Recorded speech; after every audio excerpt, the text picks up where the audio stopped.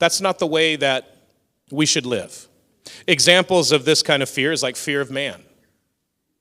You have a fear of man where you'll compromise your values, your biblical values, because you're afraid of what other people think. Okay? You'll not do something the Lord has called you to do. You'll not do something that you know you're supposed to do that's in the Word because you're terrified about what are people going to say about me and what are people going to think if I do this. That's the fear of man. You'll say no to opportunities that God has given you because you're afraid of everyone looking at you and everyone thinking things about you. Another one would be a fear of failure.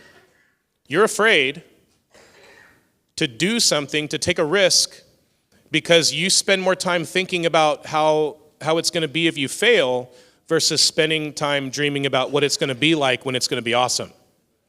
Right? Because you have people who are like, man, isn't this going to be great? And then you usually have somebody who, some people call them a realist. They're the one that's always sucking the jelly out of the donut, right? They're the one who's like, oh man, this could be catastrophic. This could, And so you have a fear of failure. And then another one is the fear of death. Some people live constantly afraid of dying. They're afraid of dying of some disease or some accident or whatever. Now, I'm not the kind of person who's going to volunteer to jump out of airplanes or go swim with the sharks. I don't volunteer to do that stuff. Like, I respect their space. I want them to respect mine.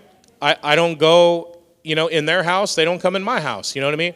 And so, but there's a fear of death. Like, I'm not going to go do this. I'm not going to go do that because what if I die? And as a believer, we're not supposed to be afraid of death because for us, death is a graduation into eternity. Okay? So we're not supposed to be afraid to die. We're not supposed to be afraid of persecution. We're not supposed to be afraid of any kind of sickness or death. I would even encourage you, don't be afraid of a diagnosis. Okay? If you get a diagnosis of something, see what it is that you have to do to change that diagnosis, right? Like, if you've got a blood sugar issue, perhaps you need to stop eating so much cake and donuts. You know what I mean? I had to. I still eat them. I just don't do it all the time, right? I don't do it every day.